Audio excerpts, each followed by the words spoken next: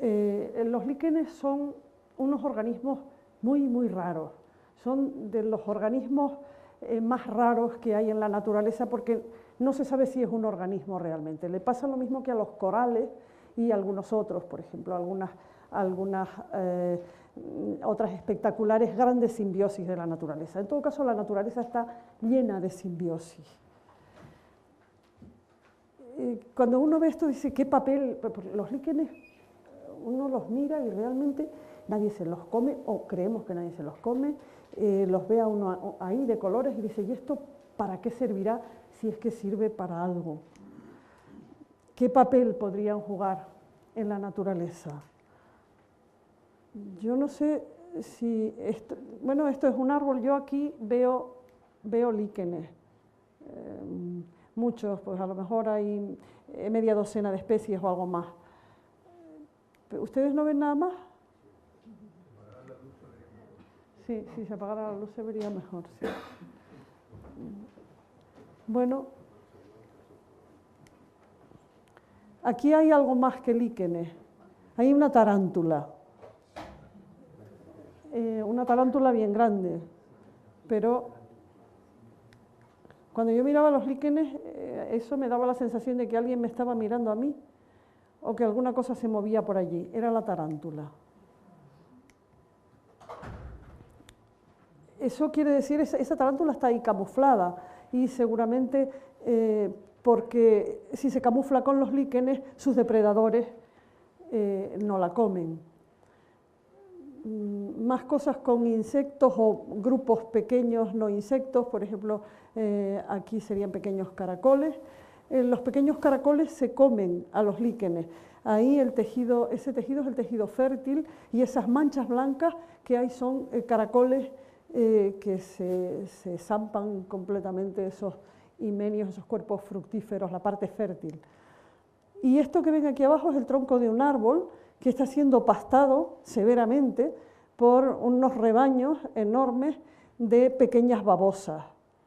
Cuando uno mira un líquen debajo de la lupa, uno empieza a encontrar pequeñísimos insectos, pero que uno los ve enormes, que andan por allí, muchos, por cierto. El tamaño de los insectos y el tamaño de los líquenes permite que los líquenes pudieran parecer como bosques para esa vida minúscula. Y ahí anda ese insecto con hambre, con apetito. Bueno, en conjunto se sabe que los líquenes proporcionan cobijo, alimento y defensa a insectos y otros animales pequeños. Lo que sí se ha probado también es que la presencia de una alta diversidad de líquenes se puede correlacionar con la mayor productividad de los ecosistemas forestales, por ejemplo. Es un dato que es chocante, pero así es. Probablemente relacionado más bien con los insectos que con los líquenes. Los insectos son polinizadores, en fin, el papel de los insectos es complejo y rico también. Bueno, ¿qué aspecto tienen y dónde encontrarlos? Hay unas 20.000 especies de líquenes, lo cual es más o menos el 20% de las especies de hongos. Es decir, que el 20% de las especies de hongos se han convertido en líquenes. Es una estrategia realmente muy exitosa. Es decir, eso va muy bien a los hongos o a algunos hongos, ¿no? Los líquenes pueden ser, como hay 20.000, hay muy diversos y hay de muy distintos tipos. Miren, lo de arriba, esto es un líquen que vive sobre la roca directamente, se puede considerar pionero, y este otro también vive sobre la roca, esto es sobre una roca calcárea, esto sobre una roca ácida, un granito. Como ven, viven en un ambiente que aparentemente es hostil. Ahí no puede crecer una planta porque no hay suelo. Pero miren, esto que hay ahí son también líquenes formando como matas bastante grandes. Dense cuenta que estos son 50 centímetros. y son prácticamente todo lo que hay, son líquenes, ahí no hay plantas vasculares. Es un ambiente muy extremo, con un suelo extraordinariamente seco, donde solo hay una bruma por la mañana, y esto ocurre en el norte, cerca de la costa de Namibia, en el norte de la provincia del Cabo, en Sudáfrica. Es muy conocido. No les hablo de las tundras, de la tundra del Polo Norte o de la tundra antártica, pero es la misma operación. Las tundras solo tienen líquenes, prácticamente no tienen ningún otro organismo, ni siquiera plantas vasculares que sean capaces de vivir ahí. Por tanto, ocupan nichos muy particulares. De la misma manera que hay aquellos que se pueden considerar pioneros, hay estos otros que son exquisitos. Este tipo de líquenes solo vive en bosques maduros, bien estructurados, donde esté tamizada la luz que llega, donde la humedad tenga unas determinadas características y unos determinados gradientes. Esto es casi lo contrario. Pero bueno, también hay líquenes no tan exquisitos y que viven en sitios más corrientes. Los que viven en ambientes humanizados suelen ser muy cosmopolitas, se encuentran aproximadamente las mismas especies o muchas de ellas se repiten en la mayor parte del mundo. Hay algunas, no se pueden considerar malas hierbas en el sentido estricto como advenedizas recién llegadas, pero en algún caso sí, por ejemplo esto que hay ahí puede ser, se ha calificado como un adventicio. Pero verdaderamente son bellísimos, son de una belleza tremenda, ¿no? Esta rama está recolectada, la fotografía está hecha sobre el terreno en Mallorca. Y algunos parecen puro cerebro, se diría que piensan. Bueno, esto es Aspicilia fruticulosa, que es el maná, lo que se considera que era el maná que describen los libros, el libro de la Biblia. Pero no les gustan las ciudades, realmente tendrán mucho cerebro, pero no se entiende, no les gustan las ciudades. Vamos a ver cómo es y cómo funciona un líquen. Un líquen es, si cortamos ahí, a la altura de ese talo, de ese cuerpo que llamamos talo, observamos eso, aquí hay una tinción diferencial, lo que se ve azul es el hongo,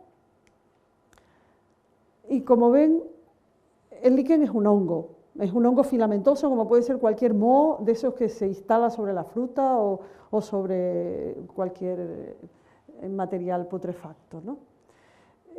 Ahí se intercalan unas colonias de algas.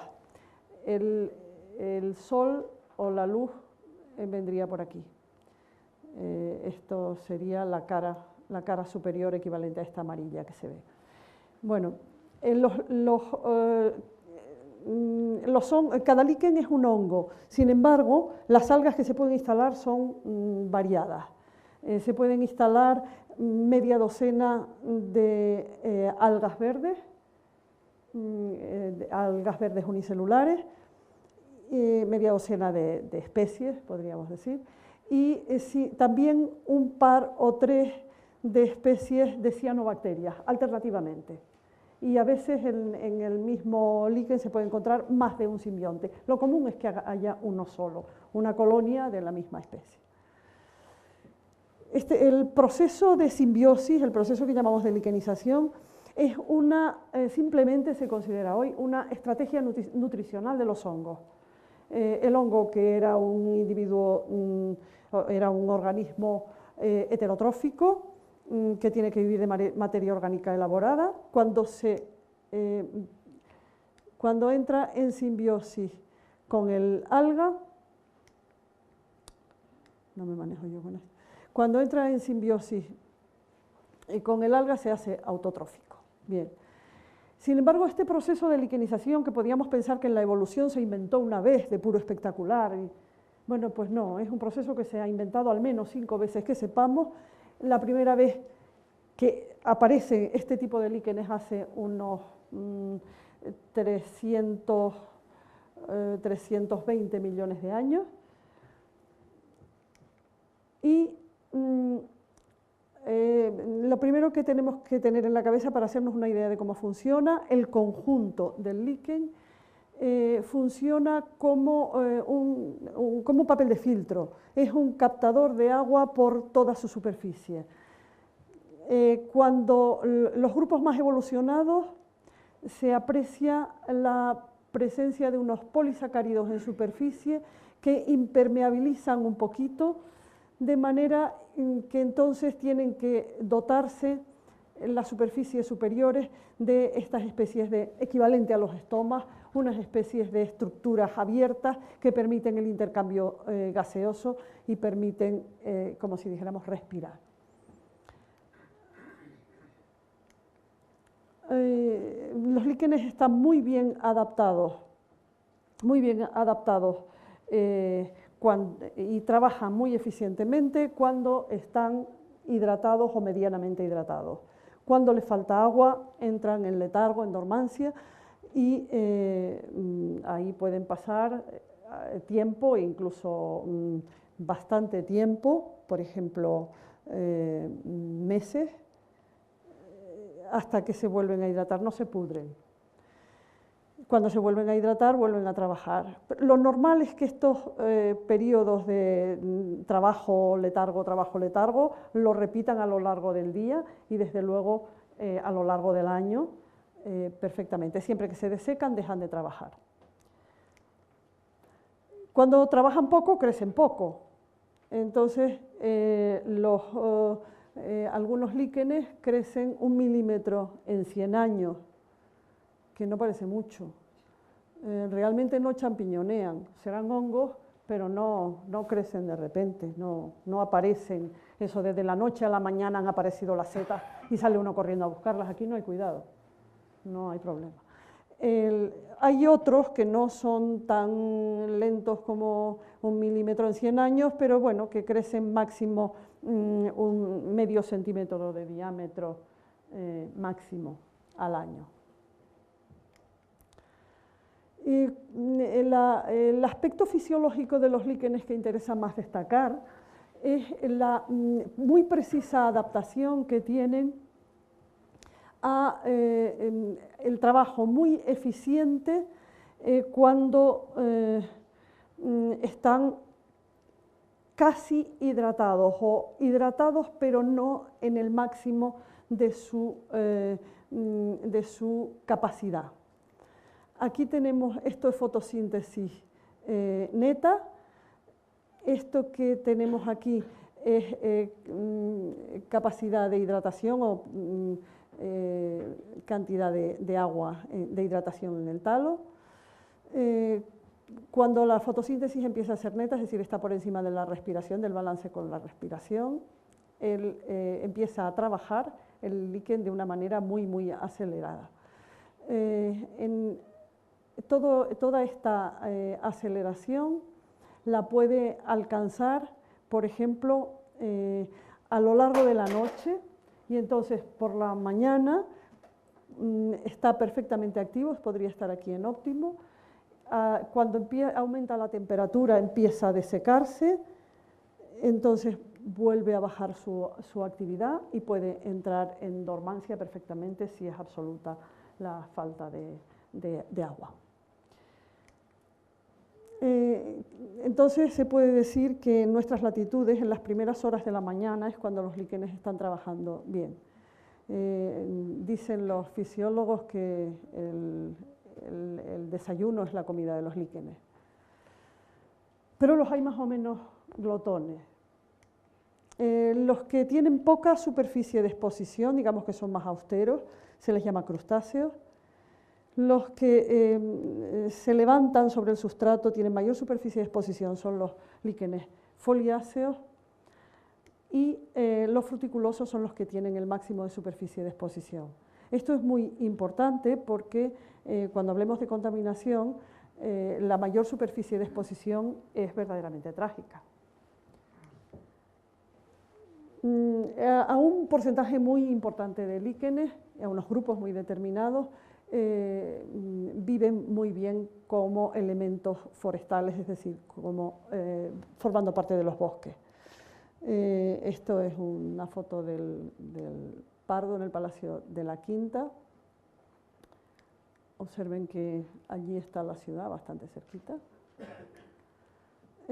Hay muchos nichos donde están los líquenes. Los líquenes están en el suelo, están en las ramas, están en los troncos, en fin, y además en las zonas periféricas son unos, en las zonas interiores son otros. Es decir, el bosque es un ecosistema muy rico, muy complejo, y los líquenes están bien ajustados a una serie de nichos peculiares, ¿no? Los parques no. En los parques, en primer lugar, miren, este es el Parque del Oeste, que está muy, muy cerquita del Palacio de la Quinta. De hecho, tendría que haber un flujo abierto de intercambio genético entre un sitio y el otro, tendría que haber, en principio, las mismas especies. De hecho, en la Casa de Campo hay casi las mismas especies que en el Pardo. Y aquí no. La estructura influye el que hay otros árboles distintos, influye el que hay unos visitantes, influye por tanto mucho la materia orgánica bueno, pero en estas condiciones a veces hay otros líquenes distintos, no necesariamente se van a morir todos de una tirada porque les pongamos cerca de la ciudad, eso tampoco, hay algunos que sí, pero curiosamente cuando están en las ciudades los líquenes, esto que no sé si se ve bien desde ahí, parece que hay demasiada luz, pero bueno. Esto es un talo enorme sobre el cual se están instalando algunos otros. Pero como ven hay una especie muy, muy dominante y luego las otras especies están ahí haciendo lo que pueden, compitiendo por espacio. Esto que es en la Sierra del Guadarrama, cerca de Rascafría, cerca de la finca de Ontalva, donde se trabaja en la Universidad Complutense intensamente. Ahí hay como ven, una distribución totalmente distinta, porque el ambiente es un ambiente rural, un ambiente, digamos, no urbano, y ahí se distribuyen, como ven, de otra forma, por algo será. Los parques, la última condición de los parques es que el Parque del Oeste, no sé qué he hecho. El Parque del Oeste está aquí y el Parque del Retiro por ahí, esto es el Campo del Moro y Oriente. Bueno, lo que hay que entender es que los parques están dentro de las ciudades. ¿Y por qué muchas especies no están en las ciudades? Bueno, en París ya en 1850 ya no había líquenes en la ciudad. Aquí ven algunas chimeneas, pero bueno, en todo caso, lo que los especialistas sí se daban cuenta, y no solo en París, pero también en algunos otros sitios, pero digo sobre todo en París, porque en París había un finlandés que se quedó a vivir allí fascinado con la ciudad y percibió que allí no había líquenes. Le dio muchas explicaciones, estudió bastante y publicó una cosa muy interesante en una revista científica y lo que también hizo algunas reflexiones que luego han dado mucho de sí. Dice que los líquenes dan a su manera una medida de la salubridad del aire y que son también una especie de higrómetro muy sensible. Esto lo dijo en 1866 y trabajó, ya digo, trabajó bastante, sistematizó, no demasiado, pero hizo muchísimas tomas de datos, muchas muestras, tomó muchas muestras y así pudo llegar a esas conclusiones. Un siglo más tarde, se empiezan las cosas a medir, se empieza a desarrollar mucho trabajo científico y quien tiene la idea es este inglés, que por cierto debe estar muy fascinado con la Universidad Complutense. Es un profesor de la Universidad Complutense hoy y se llama David Hawksworth.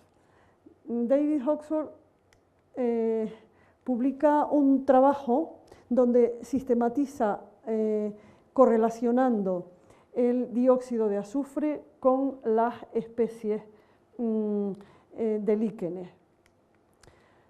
Posteriormente, en el año en 1971, en el primer Congreso de Micología, se presentan muchos trabajos que habían sido elaborados pues, aproximadamente por la misma época, más parciales, pero bueno, en todo caso, también con cosas muy interesantes. A partir de entonces hay más de 5.000 trabajos que se han publicado entre el 71 y el 2000, solo dedicados a este asunto de los líquenes, las ciudades y la contaminación atmosférica.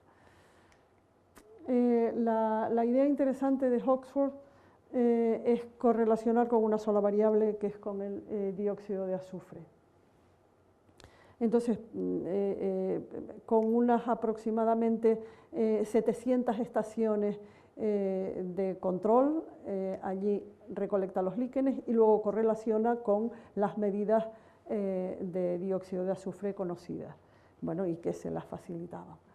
Entonces, lo primero que encuentra es que por encima, bueno, estamos hablando de medidas de dióxido de azufre en medias de invierno, eso es muy importante señalarlo. Por encima de 170 microgramos metro cúbico hay ausencia total de líquenes, según sus datos, en cualquiera de las estaciones del Reino Unido. Entre 170 y 150 aparece el alga esta que conocemos como el verdín, esto es el Desmococcus, solo había verdín. Un poco menos contaminado, empieza a aparecer el primer líquen, Lecanora coniceoides. Luego aparece el Lepraria incana, que es otro líquen también muy poco aparente, como la lecanora, los dos son crustáceos. Luego ya empiezan a aparecer los líquenes foliáceos, entre 60 y 70, ya con mayor superficie de exposición, bueno, empiezan a aparecer ahí. Luego siguen apareciendo líquenes foliáceos, pero aquí ya hay algún líquen fruticuloso, de estos colgantes de gran superficie de exposición. Y así, ya hay otros líquenes fruticulosos y otros líquenes fruticulosos. Y ya por fin unos líquenes muy exquisitos, que son las lobariáceas, como aquella que les puse antes, que estaba en los bosques muy maduros. Esto queda bien sistematizado y hay otros métodos que inmediatamente surgen. Voy a señalar, bueno, en principio el método inicial de Hawksworth, presencia-ausencia de especies, esto tiene un carácter bastante local, es decir, el aplicarlo, la aplicación tiene carácter bastante local. Luego se hacen ya índices cuantitativos como este, que es muy conocido, un índice de pureza atmosférica que surge, es un ecólogo belga, y él prepara este. No encontré foto de Sluber para haberla podido lucir. Cuando me metí en internet a buscar, en Google a buscar de Sluber, me salieron unos tierrones estupendos, pero verdaderamente no, nada que ver con Sluber, con el que yo trabajé un tiempo, y no era él, claramente no era él. Bueno, bromas aparte, es muy ingeniosa. Esa fórmula lo que hace es, recuerdan que antes les dije que las especies en ambientes contaminados tenían unos comportamientos peculiares, había algunas que dominaban y otras que estaban como muy sueltas, ¿no? En esta fórmula lo que él hace simplemente es una cosa tan sencilla como mezclar lo que él llama un índice de toxifobia. Dice, una especie es muy toxífoba cuando la media de las especies que le acompañan es muy baja. O sea que normalmente vive con poquita otra gente. Entonces, no, al revés, digo, una especie es muy toxífoba cuando vive con mucha gente, con muchas otras. y es muy poco toxífoba cuando la situación es la contraria. Eso lo hace haciendo las medidas de todo el territorio que estudia y ya está. Y la frecuencia, lo que llama frecuencia, es frecuencia o cobertura, es decir, si está muy extendida y lo valora de 1 a 5, si está muy extendida o si simplemente está dispersa en el territorio, en la muestra que extrae en cada estación. Este índice es un índice de los que, muy parecido a los que ahora se usan en más o menos sofisticados, miden los mismos componentes como índices de biodiversidad en cualquier trabajo ecológico.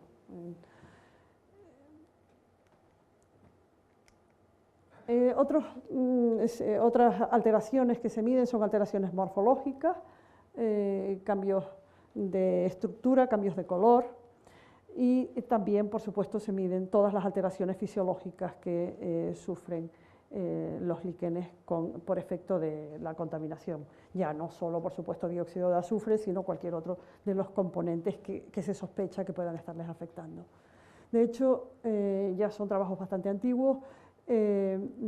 Los contaminantes, todos los contaminantes principales de las atmósferas urbanas e industriales, de industrias clásicas, están medidas, incluso algunas cosas más sofisticadas. La respuesta de los líquenes suele ser siempre, lo primero que ocurre con casi todos los contaminantes es una reducción de la fotosíntesis, luego una reducción de la respiración, que solo ocurre con el dióxido de azufre de todos los que se han medido, disminución del contenido de clorofila, pérdida de potasio y por tanto desecación, y una reducción de la fijación de nitrógeno, sobre todo en los líquenes que tienen cianobacterias fijadoras de nitrógeno. Esto es lo que se ha comprobado experimentalmente y esto es lo que luego se ha visto que se puede inferir en los ambientes espontáneos, digamos, en los ambientes silvestres. El hongo se ve afectado solo por el dióxido de azufre que se haya visto hasta ahora. Es el alga la que se ve afectada con cualquier cosa. Entonces, al verse afectada, deja de fotosintetizar y se muere ya, y por tanto la simbiosis se rompe. Además, frente a la contaminación atmosférica hay muchísimos estudios hechos, por supuesto no solo de líquenes, sino de otros muchos seres vivos, y hay una profusa y muy, muy interesante documentación disponible. Pero los líquenes sí que parece que son los organismos macroscópicos más sensibles a la contaminación atmosférica, al menos a la contaminación atmosférica ácida. ¿Y eso por qué será? Pues porque, claro, si los líquenes cuando mejor trabajan es por la mañana, en particular en invierno en nuestras latitudes, por la mañana es cuando la contaminación atmosférica está ahí encima, está pesando. Cuando va avanzando el día, se despeja la boina de contaminación que llaman y los líquenes se van desecando, ya no trabajan tanto. Pero cuando trabajan es cuando las cosas están peor, a primeras horas del día. Entonces es lo que llamaríamos la traición del desayuno. O sea, realmente cuando trabajan es cuando las cosas están peor y por tanto es cuando se intoxican. Esa es la razón fundamental seguramente, por lo que sean los indicadores más sensibles que conocemos.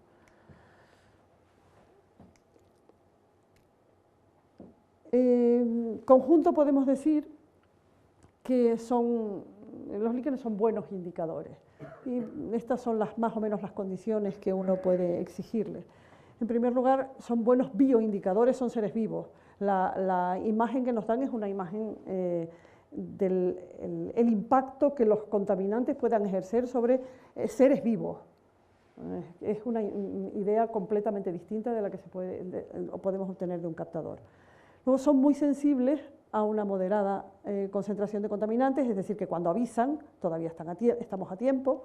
Luego, no todas las especies se ven igualmente afectadas, podemos jugar con unas y con otras. Con ellos podemos disponer de un alto número de puntos de observación y control. También es interesante subrayar que, como que viven tan despacio, proporcionan una imagen promediada y no una imagen de un pico de contaminación que puede haber un día o 3 días, ¿no? Y luego, por supuesto, son muy baratos. Son muy baratos porque están puestos, salen solos. Bueno, vamos a ver algunos resultados interesantes que los líquenes han dado lugar, o el estudio de los líquenes.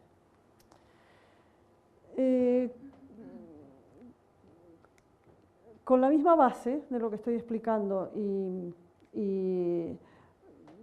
utilizando un índice como el de Sluber, pero un poquito simplificado todavía, se hace un estudio en el Véneto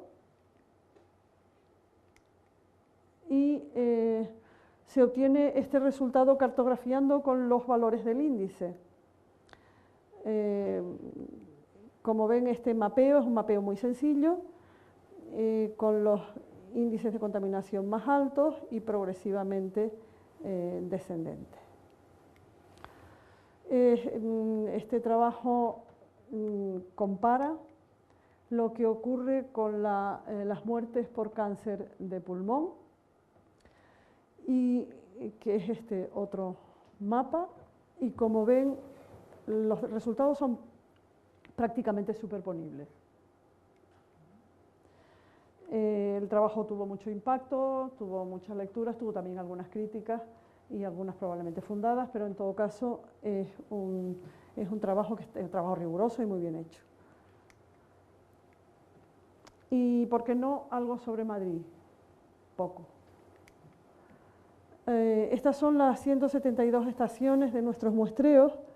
No lo hacemos, bueno, hubo una época en que lo hacíamos regularmente, ahora ya no tenemos medios para hacerlo, pero bueno, seguiremos con unos periodos temporales más largos, pero seguiremos haciéndolo. En nuestros resultados se observa con mucha claridad estas zonas que hay, estas 5 que hay ahí, y una sexta que en la capital es ya mucho más rara. Este es el eje de la Castellana y, bueno, pues se puede decir que Madrid se porta como un gran barranco y, por tanto, lo que cae al fondo mucho peor, y lo que está por los alrededores, pues menos. Todo eso se relaciona mucho, como saben, con el clima. Pero miren, estos son los datos de las estaciones que tiene el ayuntamiento. Perdón, no los datos, son las estaciones señaladas. Los mapas son superponibles este con el anterior. Entre nuestros números de puntos y los números de puntos que se tienen de estos datos, estos son muy precisos, evidentemente. A nosotros además nos ayudan para correlacionar, pero verdaderamente son una red muy poco tupida. Es una red que sigue las normas, lo que está normalizado. La información nuestra es una información más de calidad de vida, de otro tipo. Nosotros, por ejemplo, en el Parque del Retiro, utilizando los líquenes, podemos hacer 2 áreas de distinta calidad, distinguir 2 áreas de distinta calidad. Yo recomendaría a los que van corriendo haciendo footing por allí que vayan por el amarillo. Esto es lo que está limitando con la Puerta de Alcalá y con Alfonso XII, y parece que está menos limpio.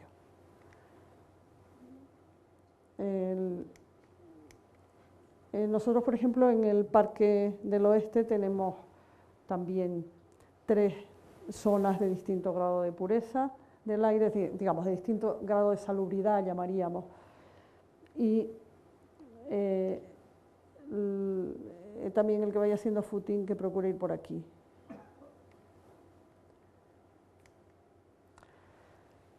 Nos ha interesado también, y pueden ustedes planteárselo, ¿qué ocurre cuando la contaminación decrece?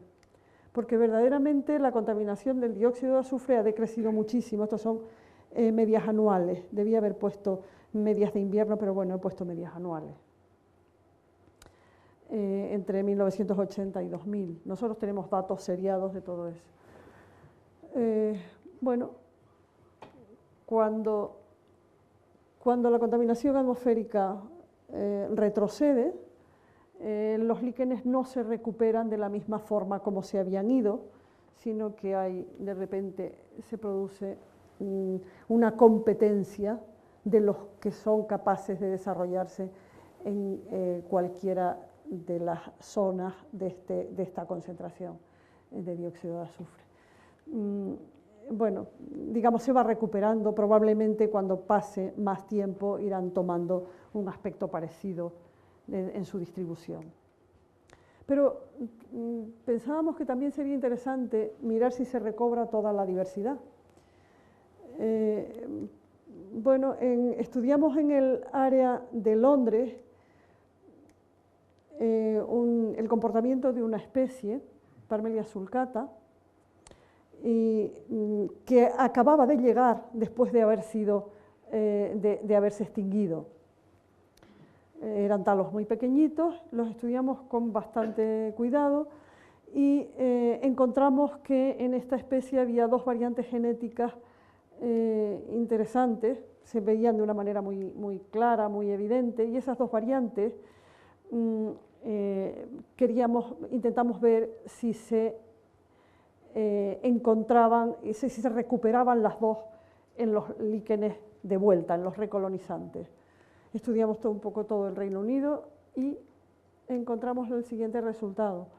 De las dos variantes, los recolonizadores de Londres pertenecían 38 de 40 a una de las variantes y solo 2 a la otra. En el conjunto, en todo caso, parece que es más abundante una de las variantes en las zonas que no son recolonizantes, sino en las zonas estables. Pero la diferencia con los recolonizantes es muy grande. Esto puede ser simplemente un efecto fundador, es decir, el primero que llega se instala, pero puede ser también que alguna de las variantes se haya podido perder. Esto, si se hace extensivo a otras situaciones, es posible que se repita, que se pierde diversidad una vez que se ha extinguido algunas especies, ¿no? Y una cosa curiosa es saber si a alguien le apetecía el veneno para desayunar, a ver si hay alguien que le gustara la contaminación. Desde luego a la Lobaria pulmonaria no. A la Lobaria pulmonaria no le apetecía nada. Digo esto porque fíjense que es muy clásico en las creencias populares, porque tiene una tradición, yo creo que medieval, que se pensaba que, viene desde Paracelso, que cuando un organismo o una planta tenía una determinada forma, curaba según su forma. Si era una forma de pulmón, pues curaba el pulmón; si era una forma de riñón, curaba los riñones, etc. Bueno, pues esto tiene forma de pulmón, no cura nada realmente, pero desde luego tiene forma de pulmón. Lo que sí es cierto es que es extraordinariamente sensible a la contaminación. Esta es la primera que desaparece en cualquier circunstancia y ahora mismo es una especie que está en extinción en prácticamente toda Europa. La que yo puse al principio era de Canarias, de Tenerife.